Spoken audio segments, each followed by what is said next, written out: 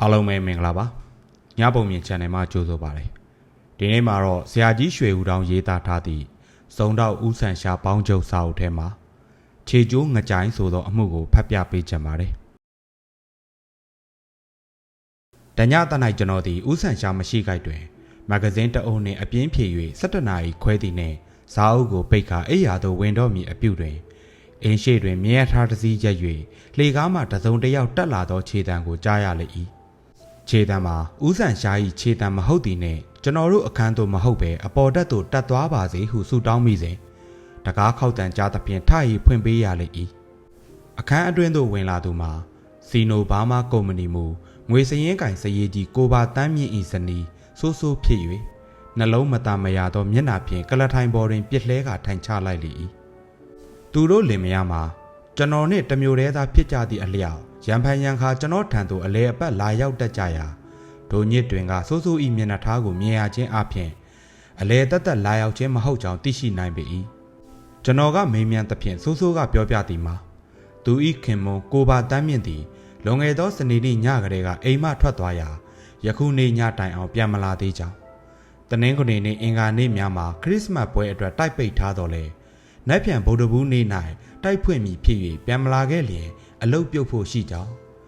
ကိုပါတန်းမြင့်မှာဘိန်းရှူတက်သည်ဖြစ်၍ကြီးမနိုင်ကန်းနာလန်းရှိဘိန်းကန်တခန်းတွင်ရှိလိမ့်မည်ထင်ကြောင်းတို့ဖြစ်၍ကျေးဇူးပြုပြီးတွေ့အောင်ရှာဖွေ၍အိမ်သို့လိုက်ပို့ပေးပါမည်အကြောင်းနှင့်တောင်းပန်ပြောဆိုလေ၏ကိုပါတန်းမြင့်မှာကျွန်တော်နှင့်စတင်တီကျွမ်းစဉ်ကဘိန်းကိုမဆိုထားပြီးအရက်မျှပင်နေ့စဉ်တောက်သည့်အထဲကလူမျိုးမဟုတ်ချေဒီနေ့တနိုင်တငယ်ချင်း3ယောက်စု၍အင်္ဂလိပ်စာရေးဆရာကြီးများအကြောင်းနှီးနှောကြစဉ်ဒီစီကွင်းအမည်ရှိအင်္ဂလိပ်စာရေးဆရာဘိန်းသားကြီးအကြောင်းစကားဆက်မိ၍ပြောကြရင်ဘိန်းရှူခြင်းအကြောင်းရောက်သွားကြ၍တယောက်ကဘိန်းဆိုသည်မှာအလွန်တရာဆွဲလန်းတတ်သောအရာဖြစ်ကြောင်းမြည်မြပင်စိတ်ခိုင်လာပါသည်မိမိစိတ်ကိုနိုင်လှပါသည်ဆိုစေကမူရက်ပေါင်း20ခန်းမြမှန်မှန်ကြီးရှူမိပါလျင်မြည်သည့်လူသားမျိုးမှမခံနိုင်ပဲအမှန်မုတ်ချဘိန်းဆွဲရမည်ဖြစ်ကြောင်းနှင့်ပြောဆိုလေ၏ကိုပါတန်းမြင့်မှာတကယ်စိတ်ခိုင်သောလူတစ်ယောက်မဟုတ်တော့လေမိမိကိုအလွန်စိတ်ခိုင်သည်ဟု၍မှတ်ထင်လေရှိသူတစ်ယောက်ဖြစ်ရကာမဆွဲเสียဟုပြောလျက်လောင်းတန်းစာတန်ပြုလုပ်ဖို့ဟိတ်ဟန်ထုတ်နေလေ၏ထိုအခါအခြားသောသူများကဖြတ်ကြ၏သို့သောကိုပါတန်းမြင့်ကကြွားဝါလျက်ပင်ရှိ၏တို့ဖြစ်၍ပထမဆ၍ပြောသူကငွေ90လောင်းရန်အသင့်ရှိကြောင်းနှင့်ပြောရာအားလုံးကဖြတ်ကြပါလျက်နှင့်ပင်အလောင်းစားဖြစ်ကြလေ၏စီကံကတနေ့လျင်၄ပွဲတိုးနေ့စဉ်မှန်မှန်ရက်ပေါင်း20ဘိန်းရှူရမည်21ရက်မြောက်သောနေ့မှစ၍9ရက်အတွင်းတစ်ကြိမ်တစ်ခါမျှဘိန်းမရှူဘဲနေနိုင်ခဲ့လျင်ကိုပါတန်းမြင့်ကနိုင်၍ငွေ90ရရမည်အကယ်၍ထိုရက်အတွင်းရှူမိခဲ့သောကိုပါတန်းမြင့်ကရှုံး၍ငွေ90ပေးရမည်ဖြစ်လေသည်ကိုပါတန်းမြင့်သည်ရက်ပေါင်း20ဘိန်းရှူပြီး21ရက်မြောက်သောနေ့မှစ၍9ရက်တိုင်တိုင်ဘိန်းမရှူဘဲနေနိုင်ခဲ့သောကြောင့်လောင်းစားသောငွေ90ကိုအနိုင်ရခဲ့သည်ကမှန်၏တို့ရတွင်ဘိန်းဤအရသာကိုတည်သွားခဲ့လေပြီရံဖန်ရံခါအယံမူးခဲ့သောကြောင့်၎င်းအပြင်းပြေသဘောနှင့်၎င်းစိတ်ညစ်ညူးသောကြောင့်၎င်းဘိန်းကန်သို့ဝင်မိရာလောင်းစားပြီးသည့်နောက်တစ်နှစ်ခန့်အတွင်းတွင်တည်တည်ချာချာဘိန်းဆွဲသောအဖြစ်သို့ရောက်ရရှာလေတော့၏တရင်တန်တန်ကြားရသည်မှာကိုပါတန်းမြင့်နှင့်လောင်းစားသောသူသည်စိုးစိုးကိုအပြိုစင်ဘဝကကိုပါတန်းမြင့်နှင့်ရှင်ပြိုင်လှည့်ခဲ့ဘူးရာစိုးစိုးကကိုပါတန်းမြင့်ဘက်သို့ပါသွားသည့်အလျောက်ရန်ညိုးထားပြီးလျင်ငွေ90အရှုံးခံ၍လောင်းစားခြင်းဖြစ်သည်ဆို၏ထိုတရင်အတိုင်းဟုတ်မှန်ခဲ့ပါလျင်ရုံးမာခြင်းအရာဌာန၌အတော်ပင်ညံသွားသောသူတယောက်ဟူ၍ခေါ်ဆိုတိုက်ပေသည်ကျွန်တော်သည်အဝိစားများလဲလှယ်၍စိုးစိုးနှင့်အတူအလုံးရက်ကွက်ရှိရင်းတို့နေအိမ်သို့လိုက်ပြီးလျင်စိုးစိုးကိုချထားခဲ့ပြီးမှမြင်းရထားနှင့်ကြီးမနိုင်ဘက်သို့ဆက်လက်သွားလေ၏ဇူရတီဈေးကြီးအနီးသို့ရောက်သောအခါမြင်းရထားကိုလွှတ်လိုက်၍တက်စီတစ်စီးကိုခေါ်ပြီးလျင်ဘိန်းကန်းသို့မောင်းနှင်ခိုင်းလေ၏ကမ်းဘတ်သို့ကြောခိုင်းလျက်စောက်ထားသောနှစ်ထပ်အိမ်ကြီးတစ်အိမ်သို့ရောက်သောအခါတက်စီသမားကရက်တန့်၍ဒီအိမ်မဲဆရာဟုပြသဖြင့်ကျွန်တော်သည်ကားကပေးပြီးနောက်အိမ်ထဲသို့ဝင်သွားလေ၏ခါလောက်မြင့်သောစင်ကလေးကိုအပေါ်တက်ပြုတ်လို့၍အထက်ကတစ်ထပ်အောက်ကတစ်ထပ်ဖြင့်တရုတ်စာများကိုခင်းချင်းကကြွေကောင်းအုံများနှင့်ပြင်ဆင်ထားသောအခန်းကြီး၄ခန်းတွင်ညစ်ဆုပ်ပေရသောတရုတ်များမြမာများနှင့်ကလားများသည်စီတန်းကဘိန်းရှူလျက်ရှိကြ၏ကျွန်တော်ကဲ့သို့အသင့်အတင့်ပြောင်ပြောင်လက်လက်ဝေစားထားသောလူမျိုးဝင်လာခဲ့သည်ဖြစ်၍ဘိန်းရှူသောသူများသည်ရင်မျိုးအရာရှိဖြစ်လေသလိုဟုသောကြည်ချင်းမျိုးဖြင့်ကျွန်တော်အားဥကောင်းထောင်ရည်ကြည့်ကြ၏ တခုသောစင်တောင်း၌စင်ကလေး၏အောက်တွင်ဝါးဖြာတစ်ချက်ပေါ်၌ကြွေကောင်းအုပ်နှင့်မိန်လျက်ရှိသောကိုပါတန်းမြင့်ကိုတွေ့မြင်ရလေ၏ကိုပါတန်းမြင့်သည်တရုတ်တယောက်ထိုးပေးနေသောပြောင်းကိုတွန်းဖယ်လျက်အလိုလေးဗျာကိုသိန်းမောင်ကြီးပါလားအိုင်စေးကိုသိန်းမောင်ဘယ်နှစ်နာရီလောက်ရှိပြီလဲဗျာဟုမဖွင့်ညင်မျက်လုံးများကိုပုတ်လျက်မေးလေ၏17နာရီထိုးပြီးပြီဗျဒီနေ့ဘာနေ့လဲဗျအင်္ဂါနေ့လေဒီဇင်ဘာ25ရက်အင်္ဂါနေ့ဗျအလိုလေးဗျာကျုပ်ကတနင်္ဂနွေမှတ်နေတယ်ဟုတ်ပါတယ်လေတနင်္ဂနွေနေ့ပါခမ ्या ကလူတစ်ဖက်သားကိုထိတ်လန့်ဘာကြောင့်လုပ်နိုင်ရတာလဲဗျ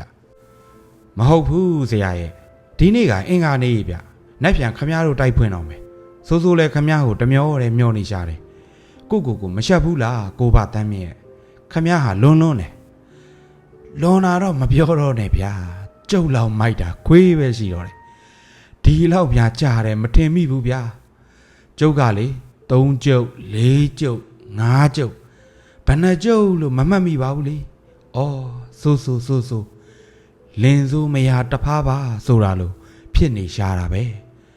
ဒါထက်ကျွန်တော်ထူပါအောင်ဗျာတစိတ်လိုက်ပို့ပါအောင်နော်ကိုသိန်းမောင်ပို့ပါမယ်လာပါဒါထက်ပတ်စံဘယ်လောက်ကြတယ်လဲမေးလိုက်စမ်းပါအောင်ဗျာကျွန်တော်တော့ဟင်းရွက်ပြုတ်ဖတ်လို့တကိုယ်လုံးပြော့နေကုန်ပါပြီကြည့်လို့စမ်းပါအောင်ဗျနေဦးကျုပ်သွားမယုံမယ်ကျွန်တော်ဒီပြောင်းကိုစီနှင့်ရှူလျက်ရှိကြသောအထက်နှင်းအောက်လူလေးတန်းတို့၏အကြားမှဖြတ်၍ဘိန်းရောင်သောတရုတ်၏အခန်းကလေးသို့ဝင်သွားသောအခါအောက်တန်းတွင်တိုင်ကိုမီလျက်ထိုင်နေသောအရက်မြင့်လူတစ်ယောက်ကိုကြော်လွန်မိသည်နှင့်တပြိုင်နက်ခြေသလုံးကိုရုတ်တရက်ကုတ်ချစ်ခြင်းခံရပြီးနောက်ရှေ့လျှောက်သွားပြီးပြန်လှည့်ကြည့်လိုက်စမ်းဟုတီးတိုးပြောလိုက်သောအတန်ကိုကြားရလိမ့်၏ထိုကဲ့သို့ပြောလိုက်သောအတန်မှာပြောင်းကိုလက်တစ်ဖက်တွင်ကင်လျက်တိုင်ကိုမိကငိုက်နေသောဘိန်းရှိပရေများတွန့်လိန်လျက်ရှိသောဇရာတပလအရွယ်အဖိုးကြီး၏ပါးစပ်မှထွက်လာသည်ဟုကျွန်တော်ထင်မှတ်ရ၏နလန်းကန်လှမ်းပြီးနောက်လှည့်ရည်ကြည့်လိုက်သောအခါကျွန်တော်မှအံ့ဩလှသောကြောင့်လှုပ်ခနဲမအော်မိစေခြင်းကနှကန်းကိုကိုက်ထားလိုက်ရသေး၏အကြောင်းတော်ကရခင်ကအဖိုးအို၏ပိန်ခွက်သောပါးများသည်ပြေဖြိုးဖောင်းပွားလာယုံမြမကတွန့်လိန်ပြော့ခွေသောအသားရည်များသည်လည်းတင်းမာချောမွေလာပြီးလျင်အဖိုးကြီးစင်စစ်ကဥဆန်ရှာဖြစ်လာသည်ကိုတွေ့မြင်ရသောကြောင့်ပေသည်ဥဆန်ရှာခမရဒီမှာဘာလာလုပ်နေတာလဲတိုးဆရာရဲ့တိုးကျုပ်နားကောင်းပါတယ်ခမရလူကိုမြန်ပြန်လွတ်လိုက်စမ်းပါခမရနဲ့တိုင်ပင်စရာလေးရှိသေးလို့ပါကျွန်တော်ဒီကိုပါတန်းမြင့်အတွက်ကြားတင်သောငွေကိုတရုတ်ထံပေးချေပြီးနောက်ကိုပါတန်းမြင့်နဲ့အတူဘိန်းခမ်းမှထွက်လာခဲ့၍မြင်းလဲတသီးပေါ်သို့ရင်းအားတင်လွှတ်လိုက်ပြီးလျင်အပြင်မှစောင့်ဆိုင်နေလေ၏9မိနစ်ခန့်ကြာသောအခါလူအိုတယောက်မှာဘိန်းခမ်းထဲမှကုန်းနှင့်ထွက်လာ၍ကျွန်တော်နှင့်အတူတလန်း2လမ်းများကြော်လွန်သည့်တိုင်အောင်ထိုနည်းအတိုင်းလျှောက်လာပြီးမှခါးကိုစန့်တန်း၍ခါတိုင်းဥဆန်ရှား၏အသွင်တိုင်းပြောင်းလဲလိုက်ပြီးလျင်အားရပါရရင်မောနေလေ၏ဘယ်နဲ့လဲကိုသိန်းမကျုပ်ကိုတိတ်ပုံဘိန်းဆွဲနေပြီလို့များမတင်လိုက်မိဘူးလားဒီလိုတော့မထင်ပါဘူးနို့ပင်မဲ့ဒီနေရာမှာတွေ့ရတာသိအံ့ဩတာပဲကျုပ်ကလည်းခမည်းအံ့ဩသလိုပဲအံ့ဩနေတာပဲကျွန်တော်ကမိတ်ဆွေတယောက်တွေ့ရအောင်လာရှာတာကိုဗျကျုပ်ကလည်းရန်သူတယောက်တွေ့ရအောင်လာရှာတာပဲဘယ်လိုရန်သူလဲဗျကျုပ်အလုပ်ကရာဇဝတ်ကောင်ဆိုရင်ရန်သူပေါ့ဗျကျုပ်စုံတောက်နေတဲ့အမှုကလေးနဲ့ပတ်သက်ပြီးဒဲလွန်စားကလေးများရမလားလို့စနေနာကြည့်တာပဲဂျုံမန်းသိရင်အရှင်လက်တူးမြုပ်ပြစ်မဲ့လူ3-4ယောက်ရှိတယ်အမှုကလေးတမှုတုန်းကကျုပ်လှုပ်လိုက်တာထောင်ထဲမှာအတော်နစ်နာသွားလေတော့ဘိန်းကန်းကကြပိုးတွေကကျုပ်ကိုတွေ့ရတင်းချိုင်းပဲလို့ကျိန်းဝါထားတဲ့ဗျဒါကြောင့်ရုပ်ဖြတ်ပြီးဝင်ရတယ်ပြောတိုင်းလုံနိုင်ရင်ခက်ကုန်ရောပေါ့ဗျာအော်ကိုသိန်းမောင်ကကြီးမနိုင်ဘိန်းကန်းအကြောင်းမှမသိသေးပဲကိုဒီဘိန်းကန်းနောက်ကရေထဲပစ်ချလို့ပုံမှပေါ်လာတဲ့အလောင်းပေါင်းဘယ်နှလောင်းရှိပြီမှတ်တယ်လေတလောင်းကိုငွေ100ရရင်ကျုပ်တို့တထေးကြီးတွေဖြစ်နေပြီကျွန်တော်တို့ဒီပြောရင်းဆိုရင်နဲ့ကမ်းနားလန်တစ်လျှောက်လာကြ၍ဦးဆန်ရှားကလက်ညှိုးတစ်ချောင်းကိုကွေးပြီးလေချွန်လိုက်သည်တွင်ပြန်၍လေချွန်တန်တစ်ချက်ကြားရပြီးနောက်တက်စီတစ်စီးသည်ကျွန်တော်တို့အရှိသို့ရောက်လာလေ၏ကားပေါ်သို့တက်ကြပြီးနောက်ကျုပ်တို့ဒီနေ့ည9မိုင်ခြံထဲမှာအိတ်ကြရလိမ့်မယ်ဗျဘသူခြံလဲဗျကိုဘအလှသိန်းရဲ့ခြံလေသူ့အမှုကိုကျုပ်စုံတောက်နေရတယ်ဗျလင်းစမ်းပါအောင်ဗျကြားစမ်းပြရသေးရောဒီလိုဗျ လွန်ခဲ့တဲ့4-5နှစ်လောက်ကပတ်စံတော်တော်ရှိပုံရတယ်ကိုဘာလာသိန်းဆိုတဲ့လူတယောက်ကခွန်နပိုင်မှာချန်တချန်ဝဲအင်ကြီးတလုံးတက်တက်ရရစောက်ပြီးအစေခံ3-4ယောက်နဲ့တော်တော်သားသားနာနာနေထိုင်တယ်ဗျလွန်ခဲ့တဲ့9နှစ်လောက်တုန်းကဂျိုကုန်းကပင်စင်အငိမ့်စားဝင်တော့တယောက်သမီးနဲ့အကြောင်းပါပြီးသားတယောက်သမီးတယောက်ရခဲ့တယ်သူ့အလောက်ကန်ကတော့အသက်အာမခံကုမ္ပဏီကိုယ်စားလှယ်တဲ့နနက်တိုင်းရန်ကုန်ကိုမီးရထားနဲ့သွားပြီးညနေတိုင်းမီးရထားနဲ့ပြန်တယ်အရွယ်က30ကျော်လူပုံကတနာကမာစကားပြောကောင်းအပေါင်းအသင်းဆန့်သားမယားသားသမီးကိုလည်းအင်မတန်ဂရုစိုက်တဲ့အတော်အစားကမရှိဒီတက်နဲ့နေထိုင်ပြီးလူချစ်လူခင်လည်းပေါ်များတဲ့ကျွေးမိဆိုလို့လည်းမရှိသူ့နာမည်နဲ့အင်ရီတယ်ဘန်တိုက်မှာငွေ2000ကျော်ရှိနေတဲ့အတွက်ငွေကြီးကြက်တဲလို့ရဲ့လို့လည်းတွေးစရာမရှိဘူးဗျဆိုပါအောင်ဗျဒါနဲ့လွန်ခဲ့တဲ့တင်းလာနေ့ကခါတိုင်းထက်ခတ်စောစောအိမ်ကထွက်ပြီးမထွက်ခင်ကလည်းအရေးကြီးတဲ့ကိစ္စကလေးတစ်ခုရှိတယ်လို့သူ့မိမကိုပြောသွားတဲ့ပြီးတော့သူ့သားကလေးကစားဖို့တံပတ်မော်တော်ကားကလေးတစ်ခုဝယ်ခဲ့မယ်လို့လည်းပြောသွားသေးတဲ့ကိုဘာလာသိန်းထွက်သွားပြီးတဲ့နောက်သူ့မိမမခင်တင်ကသူ့မိဘများနေတဲ့ဂျိုကုန်းသွားလေတော့မန္တလေးမြို့အတော်တယောက်စီကကြေးနန်းတစ်ဆောင်ရတဲ့ဘာကြေးနန်းလဲဆိုတော့မခင်တင်မှားထားတဲ့မန္တလေးပစ္စည်းများကိုတစ်တာနဲ့ရိုက်ပြီးကြီးမနိုင်ကန်နာလန်ကပွဲသားတယောက်လက်သို့လူကြုံနဲ့ပို့လိုက်ပြီးဆိုတဲ့အကြောင်းထိုပွဲသားစီသွားယူဖို့အကြောင်းကိုအိမ်နံပါတ်နဲ့တကွာရိုက်ကြားလိုက်တဲ့ဒါနဲ့မခင်တင်ကအဲ့ဒီတင်းလာနေဂျိုကုန်းကကြီးမနိုင်ကိုမီးရထားနဲ့လိုက်ကန်နာလန်ကပစ္စည်းကိုသွားယူပြီးတော့လန်ချားနဲ့9မိုင်ကိုပြန်ခဲ့တဲ့နားလေရလားနားလေပါဗျာဒါနဲ့ကန်နာလန်တစ်လျှောက်လန်ချားစီးပြီးလာခဲ့တော့နှစ်ထပ်အိမ်တစ်အိမ်အပေါ်တက်ကိုမော့ကြည့်လိုက်တော့သူ့ယောက်ျားကိုဘာလာသိမျက်နှာကိုပရင်းဖောက်ကကွက်ခနဲမြင်လိုက်ရပြီတယောက်ကနောက်ကနေဆွဲချလိုက်တယ်လို့ဖြုတ်ဆိုပျောက်ွယ်သွားရောတယ်ဗျကိုဘာလာသိရဲ့မျက်နှာထားကလည်းကြောက်အားလန့်အားကြီးနေတယ်လို့စိတ်မှာထင်ရတဲ့ဟိုနေ့နက်နက်ကကိုဘာလာသိဟာတစ်ကလက်နဲ့အင်ဂျီနဲ့ခေါင်းပေါင်းနဲ့အိမ်ကထွက်သွားတော့လေသူမြင်လိုက်ရတဲ့အခါတုန်းကျတော့စွတ်ကျဲအင်ဂျီကလေးနဲ့ခေါင်းပေါင်းလည်းမပါဘူးတဲ့ဆိုပါဦးဗျမခင်တဲ့စိတ်ထဲမှာတော့သူ့ယောက်ျားဟာရန်သူတစ်မျိုးတစ်မီလက်တွင်းကြရောက်နေပြီလို့ထင်မှတ်ပြီးလန်ချားကိုရန်အိမ်ပေါ်ကိုအတင်းတက်တာကိုဗျကျိုးတို့ခုနကထွက်လာခဲ့တဲ့ဘိန်းကန်းကိုဗျအောက်ထက်ကဘိန်းကန်းအပေါ်ထက်ကထောင်ကဲနေတဲ့ဒါနဲ့မခင်တင်ကအပေါ်တက်တက်မဲ့လို့တော့တရုတ်တွေကလေကားရင်းကနေပြီးအတင်းတားစီတဲ့ခမရကလင်းရေးဆိုတော့မကြောက်နိုင်တော့ပဲအတင်းတိုးတက်တော့တရုတ်တွေကလည်းအတင်းတွန်းထုတ်လို့ပြန်ထွက်လာရရောတဲ့မခင်တင်မှာအကြံရကြက်နေတော့ကန်အားလျော်စွာဌာနအုပ်နဲ့ပလိတ်2ယောက်အခန့်တင်ရောက်လာပါရောမခင်တင်ကဌာနအုပ်ကိုအကျိုးအကြောင်းပြောပြလို့ပလိတ်ရောမခင်တင်မှာအိမ်ပေါ်တက်ရှာပင်မဲ့ဘာမှမတွေ့ဘူးတဲ့နောက်ဖေးကမ်းမှာခြေကျိုးတရောင်းစားတစ်ယောက်ပဲတွေ့တဲ့ဒါနဲ့ခုချက်ချင်းဘယ်ပြောင်းနိုင်စရာရှိပါမလဲလို့အတွေးရခတ်ပြီးနေတော့စပွဲပေါ်မှာစက်ကူတက်တာလေးတစ်လုံးကိုမခင်တင်တွေ့လို့ဖွင့်ကြည့်လိုက်တော့ကလေးကစားစရာမော်တော်ကားကလေးတဲ့ဗျဒီတော့သေးကြပြီကိုဘာလာသိန်းကိုမြင်လိုက်တာအမှန်ပဲလို့ယူဆပြီးတေးသေးချာချာလိုက်ကြည့်ကြပြန်တော့နောက်ဖေးပတင်းပေါက်မှာသွေးဆက်တွေကျမ်းပေါ်မှာလည်းသွေးဆက်တွေနှံ့လို့တယ်ဗျပြီးတော့လေလိုက်ကစုပ်တစ်ခုရဲ့နောက်မှာကိုဘာလာသိန်းရဲ့နောက်ပိတ်ဖက်နဲ့ရဲ့ခြေအိပ်ရဲ့ပဝါရဲ့ချင်းရဲ့အဝယ်စားတွေအားလုံးကိုထည့်ထားတာတွေ့ရပါရောတဲ့ဗျလူကိုမတွေ့ရဘဲနဲ့အဝယ်စားကြီးတွေ့ရတော့ဘိန်းကန်းဟာကလည်းမြစ်ဖက်ကိုကြောခိုင်းပြီးစောက်ထားတဲ့အိမ်ဖြစ်လေတော့နောက်ဖေးပတင်းပေါက်ကနေပြီးကိုဘာလာသိန်းကိုရေထဲပစ်ချလိုက်ပြီလို့တွေးเสียရှိတော့တာပဲကိုဗျဟုတ်မှာပါပဲရက်ဆက်တဲ့လူစုပဲဗျဂိုင်းဒီအိမ်အတွင်းကမသိငါစရာကောင်းတဲ့လူတွေအကြောင်းပြောရအောင်မယ်ဘိန်းကန်းရှင်ထောင်ကဲကတရုတ်ထဲမှာအတော်နာမည်ကြီးတယ်လူဗျထောင်4-5ကကြဖို့တယ်သို့တော့မခင်တင်းရဲ့စကားအရာအိမ်ထဲကိုသူဝင်သွားခြင်းမှာထောင်ကဲကိုလှေကားရင်းမှာတွေ့ရတယ်တဲ့ဒီတော့ကကိုဘာလာသိန်းကိုဖျောက်ဖျက်တဲ့လူစုထဲမှာသူမပါနိုင်ပေဘူးအလိုပါလောက်တာဖြစ်နိုင်လိမ့်မယ်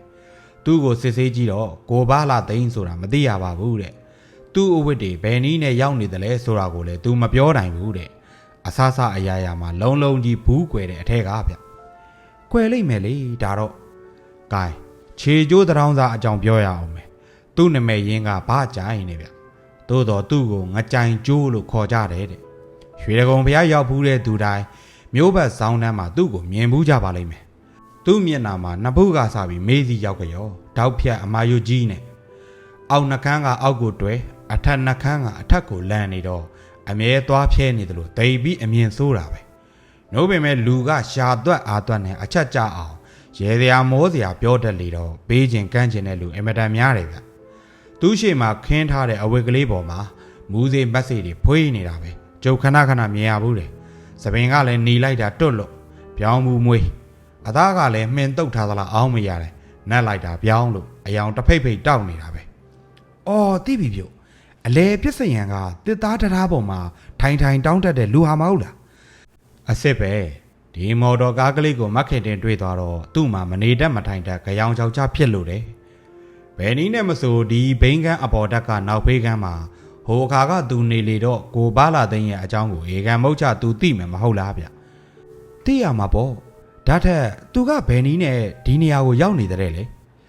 သူကဒီအခန်းမှာတစ်လ9ချက်ပေးပြီးနေတဲ့ဗျသူသိလို့ရှိရင်လေသိုံလောက်သိမှာပေါ့ဗျသူကိုယ်တိုင်မတန်ဆွမ်းဆိုတော့လူတယောက်ဖြုတ်ဖြတ်ဖို့ခဲရင်လိမ့်မယ်ထင်ပါရဲ့သူမတန်ဆွမ်းတာကခြေထော်ကျိုးလမ်းလျှောက်တာလောက်ရှိတယ်ဗျလက်တွေဘာတွေကသူ့လိုငါလိုတော့မကဘူးတော်တော်လေးဗလကောင်းတဲ့အကောင်ဗျဆိုစမ်းမအောင်ဗျမခင်တဲမှာတော့သွေးဆက်တွေမြင်ကြတဲ့ကသူ့လင်သွေးပဲဆိုပြီးမူးမေ့သွားလို့ဗလိန်များကမော်တော်ကားနဲ့တင်းပြီးအိမ်ပို့လိုက်ရရောဆိုပါတော့ဗျဗလိန်ရာရှိကငကြိုင်ကျိုးကိုမတင်ကားမှုနဲ့ဖမ်းရောမဖမ်းမီသူ့ကိုယ်ထဲမှာထုံးစံအတိုင်းရှာတော့ဘာမှမတွေ့ရဘူးတဲ့ဗျသူ့စွတ်ကျဲအင်ကြီးလက်မောင်းမှာသွေးဆက်တွေတွေ့တော့သူ့လက်မှာဓားရှာတဲ့ဒဏ်ရာတစ်ခုပြပြီးဒီဒဏ်ရာကစွန်းပေကြောင်ပြောတဲ့အပြင်ပရင်ပေါင်းနဲ့ကြမ်းပေါ်မှာတွေ့ရတဲ့သွေးဆက်တွေဟာလည်းဒီဒဏ်ရာကသွေးဆက်တွေပါပဲလို့သူကပြောပြတဲ့ဗျသူကကိုပါလာသိန်းကိုလည်းမသိရလိုက်ကာနောက်ကအဝေအစားအကြောင်းကိုလည်းဘာမှမသိရပါဘူးလို့ပြောတဲ့ဗျဒါနဲ့ငကြိုင်ကျိုးကိုဖမ်းပြီးဌာနခေါ်သွားရောဌာနအုပ်ကတော့ရေကြတဲ့အချိန်မှာအိမ်နောက်ဖေးမှာဘာများတွေ့ရအောင်မလဲလို့မျောလင်းချက်နဲ့စောင့်ကြည့်နေသေးတဲ့ဗျနို့တွေ့သလားတွေ့တော့တွေ့တယ်အလောင်းမဟုတ်ဘူးကိုပါလာသိန်းရဲ့အပေါ်အင်ကြီးအဲ့ဒီထဲမှာဘာတွေပါတယ်ထင်တယ်လဲစာများလားဗျဘာဟုတ်လိမ့်မလဲကြေးပတ်စံတွေနဲ့ဖောင်းလို့ဗျတိုက်အိမ်မှာပတ်စံ195ဗျာတိုက်အိမ်မှာ283ဗျာတွေ့တဲ့ဗျတန်တော့ပြို့ပတ်စံနေကြောင်အင်ကြီးလေးလို့ကြွကြနေရပြီးအလောင်းကတော့ရေထဲမျောပါသွားဟန်ရှိတယ်ဒါထက်နေပါအောင်ဗျဒီပြင်အဝတ်တွေရောအခန်းထဲမှာတွေ့ပြီးအလောင်းမှာအင်ကြီးတကူတဲ့ဝစ်လျက်နဲ့ပါသွားနိုင်ပါမလားဗျမှန်တယ်သို့တော်လည်းဒီလိုတစ်ခုတွေးဖို့ရှိတယ်ငကြိုင်ကျိုးကကိုပါလာသိန်းအလောင်းကိုပြစ်ချပေးတဲ့နောက်ဒဲလွန်စာများမကြံရအောင်အဝတ်စားတွေပါပြစ်ချဖို့စိတ်ကူးပေါ်လာလိမ့်မယ်ဒီတော့ကအင်ကြီးကိုရှေးဥစွာယူပြီးပြစ်ချမယ်လို့တော့ဘောလောကြီးပေါ်နေမှာကိုသူစဉ်းစားမိလိမ့်မယ်ဒီတော့ကသူ့မှာအလွယ်ရှိတဲ့ကြေးပတ်စံတွေကိုအိမ်နှစ်ပတ်ထဲကြပြားကြရာသွန်ထက်ဒီတော့အတွင်းမှာအဆောင်လုပ်တဲ့လူကပလိတ်ကြီးလာနေပြီလို့ပြောလိုက်မယ်ဒီတော့ကိုလူမှာကြိုက်ကြရိုက်နဲ့မြန်မြန်သွန်လောင်းထည့်ပြီးအင်ကြီးကိုပြစ်ချလိုက်ကရှိသေးပလိတ်တွေတက်လာလို့ဒီပြင်အဝတ်တွေကိုပြစ်ချဖို့အချိန်မရတွေးကြရကြောင်တွေကိုတွင်းထားလိုက်ရတယ်ဆိုရင်ကောဟုတ်တယ်ဗျဖြတ်နိုင်လောက်တဲ့အလုပ်ပဲမကြိုင်ကျိုးတော့ဖြင့်အချုပ်ထဲရောက်နေပြီသို့တော့ပြေပြေပြစ်ပြစ်ခိုင်ခိုင်မာဆိုလို့ဘာတစ်ခုမှသူ့ကိုဆွဆွဲเสียမရှိဘူးဗျ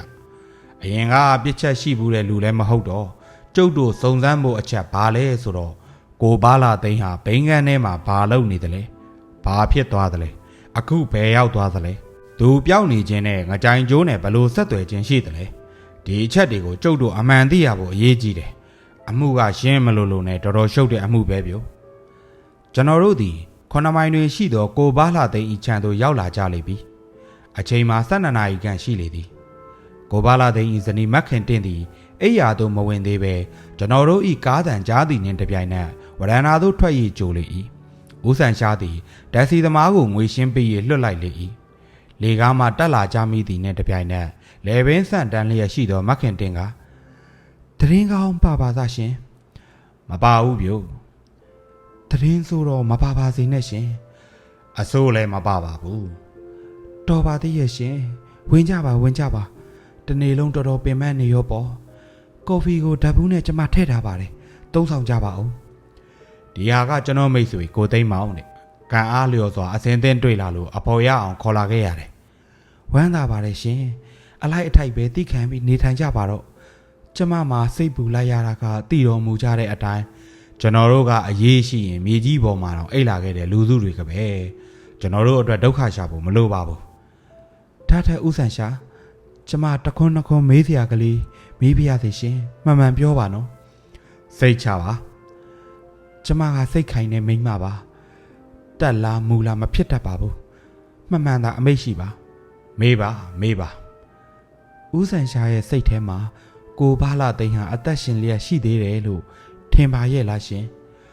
ဦးဆန်ရှာမှာအကြက်ကြနေသည့်လက္ခဏာနဲ့စုံဆိုင်လျက်ရှိ၏မှန်မှန်ပြောပါရှင်နော်မှန်မှန်ပြောရမှာဖြင့်ကျွန်တော်တော့မထင်တော့ဘူးဗျာတေးပြီလို့ထင်သလားဟုတ်တယ်လူတက်လို့တေးတယ်ထင်ပါသလားဟုတ်ကဲ့ဘယ်နေ့ကတေးတယ်ထင်ပါသလဲတနင်္လာနေ့ကဒါဖြင့်ဦးဆန်ရှာရဲ့သူ့စီကဒီစာကိုဒီကနေ့ကျမဘလို့နီးနဲ့ရနိုင်ပါသလဲတစိမ့်လောက်ရှင်းပြောစမ်းပါအောင်ရှင်ဦးဆန်ရှာသည်အလွန်တုန်လှုပ်ခဲလာသူတယောက်ဖြစ်တော်လေထိုစကားကိုကြားရသောအခါ၌ကလထိုင်မှငေါက်ခနဲထထိုင်လိုက်လေ၏ဟုတ်ပါမလားဗျဟုတ်ပါတယ်ရှင်ဟောဒီမှာသူ့စာပါပဲကြည့်ပါရသေးဗျာတစိမ့်လောက်ကြည့်ပါရှင်ကြည့်ပါဦးဆန်ရှားသည်စာအိတ်ကိုယူ၍ဒူးဘော်တွင်ဖြန့်ခင်းကကြည့်လျက်ရှိရာကျွန်တော်လည်းထိုင်ရာမှထား၍ကြည့်မိလေ၏လက်ရည်ကတဲကျမ်းပါကလားကိုပါသိန်းလက်ရည်ဟုတ်ကဲ့လားစာအိတ်ပေါ်ကလက်ရည်ကတော့သူ့လက်ရည်မဟုတ်ဘူးစာထဲကတော့သူ့လက်ရည်အစ်စ်ပါပဲအော်သူ့လက်စွပ်လည်းထည့်ပေးလိုက်တကောဂိုက်စာကိုကြည့်အောင်ချစ်နှမကြီးဘာမှမစိုးရင်ပါနဲ့အရေးလေရေးအပတ်စီသောအခါအားလုံးရှင်းလင်းသွားပါလိမ့်မယ်တိခံရေးစောင့်မအောင်ဘာလှသိန်းဦးဆန်ရှားသည်စာအိတ်ရောစာကိုပါဒေကြသွားလှန်လောကြည့်ရှုပြီးနောက်စာအိတ်ကိုလိပ်စာတက်တဲ့သူဟာလိပ်စာကိုတေချာမသိလို့တပိုင်းတစရေးပြီးမှသွားမေးရဟန်တူတယ်ရှင်ပဲနဲ့သိတယ်လေပထမစာကြောင်းကနာမည်ဟာကသူ့ဘာသူ6ရတဲ့မင်းမို့လို့မဲလို့အောက်ကစာကြောင်းတွေမှာတော့မှင်နှိပ်သုံးထားလို့ပြာနှန်းအယောင်ဖြစ်နေတယ်အစာအဆုံးတစ်ခါတည်းဆက်ပြီးရေးခဲ့လို့ရှိရင်အားလုံးကမင်းတယောင်နဲ့ဖြစ်ရမယ်အခုတော့ပထမတစ်ကြောင်းရေးပြီးအောက်ကလိတ်ကိုတဲမသေးကြတာနဲ့ထမေးရပြီးမှတပန်းဆက်ရေးဟန်တူတယ်သေးတော့အသေးအနှုတ်ပဲတို့ပေမဲ့တခါတလေအသေးအနှုတ်ကလေးတွေကသေအရေးပါခြင်းပါတတ်တယ်ဗျဒါကြောင့်ကျွန်တော်တော့ဘယ်ထင်းမှမလွတ်ဘူးအထဲကစာကြောင်းကိုရှင်ဇက်ကူကစာရေးဇက်ကူတတ်တတ်မဟုတ်ဘူးဗလာစာအုပ်ကစုပ်ပြီးခဲတယ်နဲ့ရေးတဲ့စာပဲ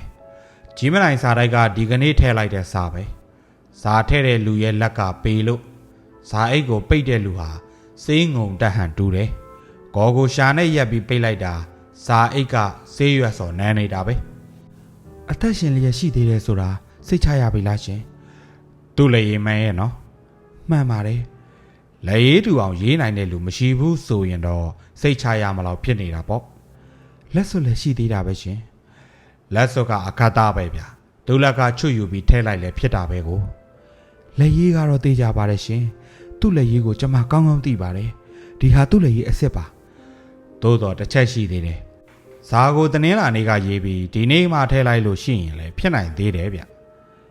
ဖြစ်တော့ဖြစ်နိုင်ပါတယ်ရှစ်ကြီးခိုးပါတယ်ဥဆန်ရှားရှင်ကျမအားရောအောင်တော့မပြောစမ်းပါနဲ့ကျမယောက်ျားမသေးသေးပါဘူးကျမသိပါတယ်ဟိုနေ့ကအိမ်နောက်မှာသူ့လက်ကိုဓားရှာတာကိုတော့ကျမအိမ်ရှိကနေပြီးသိသေးတာပဲသူ့မှာတေလောက်ပျောက်လောက်အောင်တခုခုဖြစ်တယ်ဆိုရင်ကျမမသိပဲနေပါမလားရှင်ကျမတို့လင်မယားဟာစိတ်သက်ချင်းတူပါတယ်တခါတလေမိမများစိတ်ကထင်ချက်ဟာကျွန်တော်တို့စုံတောက်တွေအကျိုးအကြောင်းနဲ့စင်ကြင်ထက်တာထက်တောင်တက်တက်အမှန်တက်လွန်းလို့ခမားစကားကိုပေါ့ပေါ့ဆာဆာကျွန်တော်မထားပါဘူးစိတ်ချပါနို့ပေမဲ့အသက်ရှင်နေုံမျှမကစားရီဘာဒီတောင်ရေးနိုင်လျက်နကအခုတည်းတိန်းရှောင်နေတာအစင်းစားရခတ်လိုက်ပါပြီဗျာကျမလည်းမစင်းစားတတ်အောင်ဖြစ်နေတာပါပဲ။ဘိုးနေ့ကသူမသွားခင်ဘာများမှားသွားသေးတယ်လဲ။ဘာမှမမှားခဲ့ပါဘူးရှင်။ကြီးမနိုင်မှာသူ့ကိုမြင်လိုက်ရတော့ခမားအံ့ဩသွားတယ်ဟုတ်စား။တိတ်အံ့ဩတာပဲ။ပရင်းပေါက်ဖွင့်လို့လား။ဟုတ်ကဲ့ရှင်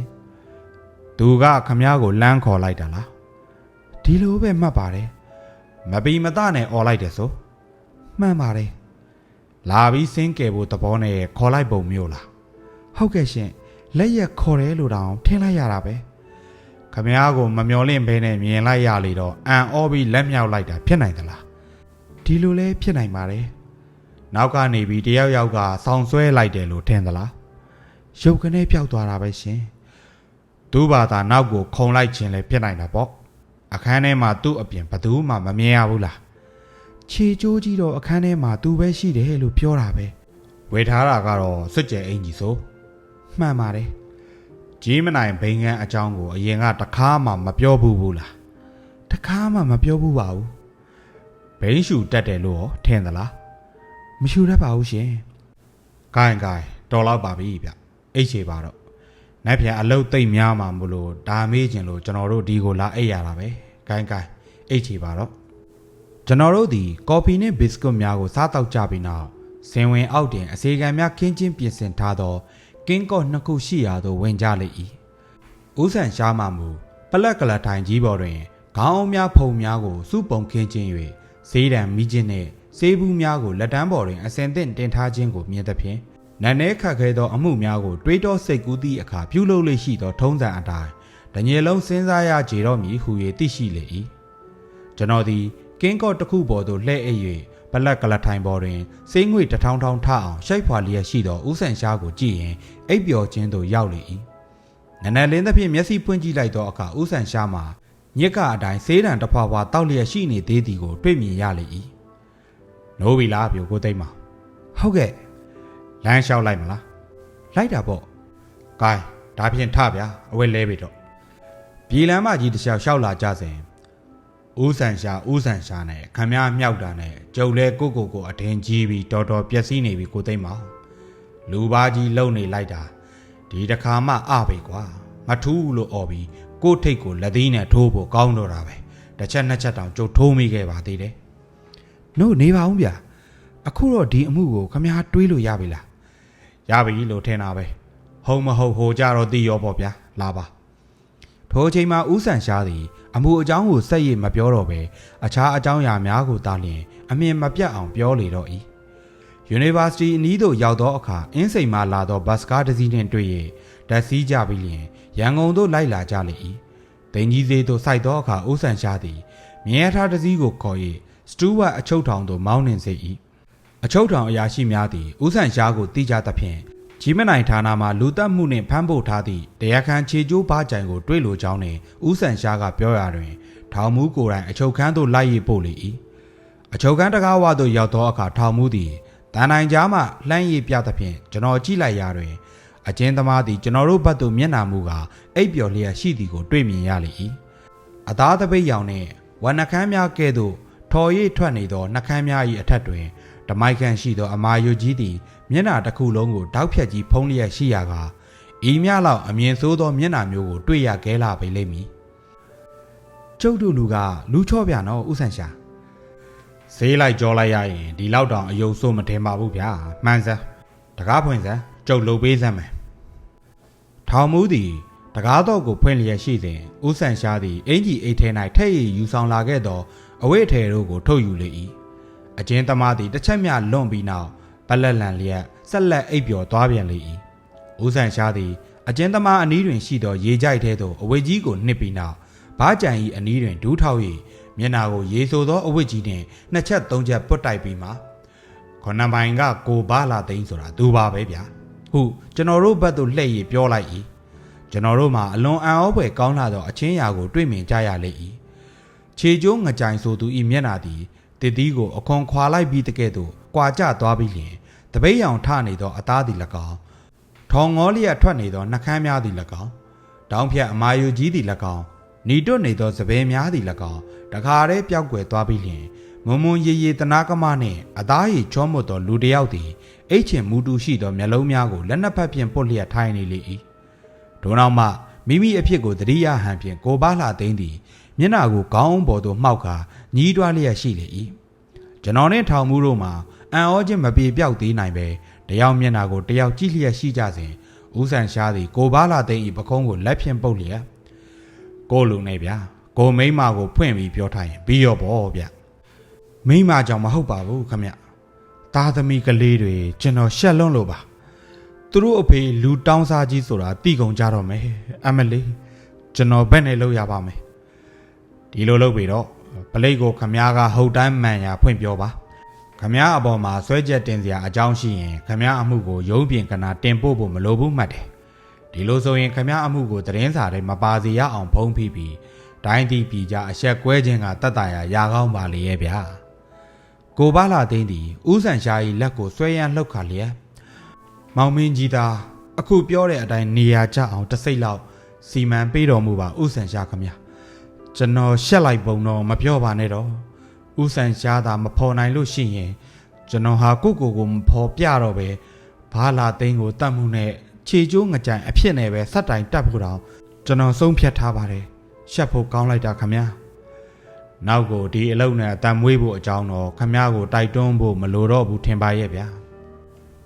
စိတ်ချပါဦးဆန်ရှာလွန်ပြီးတာလွန်ပါစေတော့ဘယ်တော့မှကျွန်တော်မလုပ်တော့ပါဘူးကျွန်တော်လဲစွန့်လူနဲ့စဉ်းစားစေကတတ်တတ်မှအရက်ကွဲခြင်းလို့မစွန့်သေးပဲဆက်လုံမိတာပါပဲခမည်း။ကဲခမည်းအဖြစ်ပုံပြောပြစမ်းပါဦး။ဒီလိုပါခမည်း။ကျွန်တော်အဖေကကျောင်းဆရာကျွန်တော်လဲအင်္ဂလိပ်ကျောင်းမှာ10တန်းအထိသင်ခဲ့ဘူးတယ်။ကျောင်းကထွက်ပြီးဘိုင်စကုတ်ထဲမှာမင်းသားကျမ်းဘက်က2နှစ်3နှစ်လို့ဒီကမှသတင်းစာတိုင်းမှာသတင်းတောက်လို့တနေ့တော့အက်ဒီတာလုပ်တဲ့သူကရန်ကုန်မြို့မှာသတောင်းစားတွေအင်မတန်ပေါ်နေတယ်သူတို့အကြောင်းကိုအထူးတလဲစုံစမ်းပြီးသတင်းစကားရေးစမ်းလို့ကျွန်တော်ကိုခိုင်းပါလေရောက်ခမကျွန်တော်ကဒီတော့ဘယ်လိုအကြံရသလဲဆိုတော့ကိုယ်တိုင်ရုပ်ဖြတ်ပြီးတောင်စမ်းရရင်သူတို့အကြောင်းကောင်းကြီးသတင်းရေးနိုင်လိမ့်မယ်လို့စဉ်းစားမိတယ်ငကိုကဘိုင်စကုတ်ထဲမှာအမျိုးမျိုးရုပ်ဖြတ်ပြီးမင်းသားချမ်းလုပ်ခဲ့ဘူးလေတော့ကိုခမရတို့မြင်တဲ့ဤအတိုင်းရုပ်ဖြတ်ပြီးဒီနေ့တောင်းစမ်းကြည့်လိုက်တယ်ခမတနေ့တည်းနဲ့ငွေ6ကျပ်ကျော်ရပါတယ်။တဲရပါကလား။ဒါနဲ့ဟိုတုန်းကအက်ဒီတာလိုတဲ့သတင်းကိုရေးပေးပြီးကျွန်တော်လည်းဒီအကြောင်းမစင်းစားတော့ပဲမိရောနေလိုက်တော့တာပါပဲ။ဒီနေ့တော့မိတ်ဆွေတယောက်ချင်း900မှာတွဲဘက်လက်မှတ်ထိုးမိတာနဲ့ကျွန်တော်မှာငွေ150ဝန်ရမ်းထုတ်ခံရပါရောခင်ဗျာ။ဒီတော့မှအကြံရပြီးတိုက်ကရက်20ခွင့်ခံကျွေးရှင်ကိုခွင့်တောင်းရွှေတကုံဖျားမှာရှေးနီအတိုင်းတောင်းလိုက်တာ73ရက်ထဲကနေငွေ150ရပါရောခင်ဗျရချင်းအကျွေးဆက်အလုတ်ပြန်ဝင်အေးနေပြန်ပါရောခင်ဗျစိုးစမ်းပါအောင်ခင်ဗျကောင်းမှန်းသိမဲအိတ်တဆူဖြစ်ကြရောလားအစ်စ်ပါပဲဗျတရင်တော့လောက်ရာကတနေလုံးပင်မန်းကြီးစွာပြေးရလွှားရရေးရသားရတာမှာတစ်လ45ကျပ်ရတယ်ဟိုအလုတ်ကအရေးထဲမှာငိမ့်ထိုင်ပြီးအဝေကလေးရှိမှခင်းထားလိုက်ုံနဲ့4-5ရက်မှာဒီလောက်ငွေရနိုင်တာကိုခင်ဗျဒီတော့ဘာမှမပြောနဲ့တော့တရင်တော်လောက်ကထွက်ပြီးခြေကျိုးငကြံအမီနဲ့တရောင်းစားလှုပ်လိုက်ပါရောခင်ဗျကျွန်တော်အကြောင်းကိုကြီးမနိုင်ဘိန်းကန်းကထောင်ခဲ့တယောက်ပဲတည်တယ်သူကလေးအတွက်ကျွန်တော်က1လ30ပေးထားတော့သူလဲနှုတ်လုံနေတာပေါ့ခင်ဗျလူတိုင်းပဲခင်ဗျလို့ရသလားဘယ်ဟုတ်လိမ့်မလဲခင်ဗျတချို့တရောင်းစားများမှာတမတ်3မှုရအောင်ရှာထွက်မတက်တောင်းရပါတယ်ကျွန်တော်မှာတော့တတောင်းစားမော်အောင်ထားလို့လေလားလူများနားထောင်နိုင်အောင်စကားရှင်ပြောတတ်လို့လေလားမပြောတတ်ပါဘူး3-4နှစ်တောင်းလိုက်ရင်ပဲချမ်းမြေနဲ့အိမ်နဲ့ယာနဲ့သားနဲ့မယားနဲ့ဖြစ်ကုန်တော့တာကိုခင်ဗျဒါထက်ဟိုနေ့ကအဖြစ်ပြပြောစမ်းပါဦးတနေ့လာနေ့ကတော့တောင်းရမ်းပြီးပြန်လာလို့ဘိန်းကန်းအပေါ်ထက်မှာအဝတ်လဲနေတော့ကျွန်တော်မိမကလမ်းပေါ်ကနေပြီးကျွန်တော်ကိုပတင်းပေါက်ကနေမြင်သွားပါရောခင်ဗျ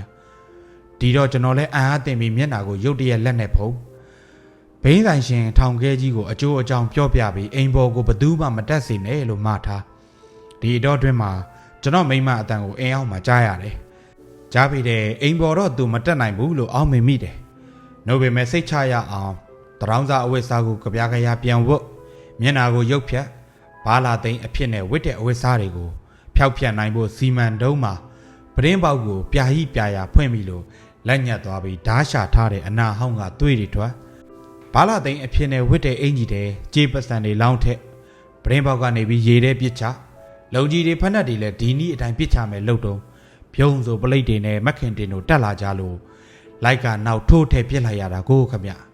ကျွန်တော်ကဘာပူနေတယ်လဲဆိုတော့ကျွန်တော်ကိုဘာလာသိမ်းမှန်တိသွားမှပူပန်းနေတယ်ပလိတ်တွေကဘာလုပ်တယ်လဲဆိုတော့ကျွန်တော်ကိုဘာလာသိမ်းတတ်မှုနဲ့ဖမ်းလိုက်ပါလေရောခမစာကိုဘယ်နဲ့ထည့်လိုက်တယ်လဲပလိတ်တွေအလစ်မှာစာတစောင်ကြိုက်ကြရိုက်ချစ်ပြီးလက်စွပ်နဲ့တကွထောင်ခဲ့လက်ထဲအပ်လိုက်ရတာပါပဲခမမနေ့ကမှခမစာရောက်သွားတယ်ဟာအကျိုးနဲ့ပူနေရှာတော့မှာပဲထောင်မှုသည် ကိုဘာလာသိန်းဤစကားကိုအံ့ဩစွာနားထောင်ပြီးနော်ခမည်းမိမနဲ့သားသမီးများကိုတနာတဲ့အတွက်ဒီအမှုကိုတူတူတိတ်တိတ်စီမံသွားကြဖို့ကြုတ်ကူးနေမယ်သို့တော့ဒီအလုပ်တော့ခမည်းဆွံ့ရလိမ့်မယ်နော်စိတ်ချပါခမည်းမှတ်လောက်သားလောက်ကျွန်တော်စိတ်ညစ်ပြီးရပါပြီမလုပ်ဝင်တော့ပါဘူးနောက်ကိုဒီအလုပ်နဲ့ခမည်းကိုတွေ့ရရင်ဒီအကြောင်းတွေကိုကြုတ်တို့အကုန်ဖော်ရလိမ့်မယ်နော်သဘောအရှိပြုပါခမည်းဂိုင်းဒါဖြစ်ရှိစေဒါထက်ဥဆန်ချာကဘယ်နည်းနဲ့ပေါ်အောင်ဖော်နိုင်ပါလိမ့်သိကျင်စမ်းပါပြီဗျာကျုပ်ဖော်တဲ့နည်းလားခေါင်းအောင်လေးလုံးပေါ်ဆင့်ထိုင်ပြီးစေးတံဆက်နှက်စုံကုံအောင်ဖွာတာပဲရှိတယ်ဖြို့ကိုသိမ်းမောင်ကျုပ်တော့ကော်ဖီစားနေပြီဗျပြန်လိုက်ကြအောင်စို့ရဲ့ဇရာကြီးရွှေဦးတော်ရေးသားထားသည့်စုံတော့ဥဆန်ရှာပေါင်းကျုပ်စာအုပ်ထဲမှာခြေကျိုးငကြိုင်းဆိုတဲ့အမှုကိုဖတ်လို့ပြီးပါပြီအားလုံးပဲညပုံမြင် channel ကို follow and subscribe လုပ်ထားကြဖို့မမေ့ပါနဲ့အားလုံးနဲ့နောက်ထပ်ပုံမြင်တွေမှာပြန်တွေ့ကြပါမယ်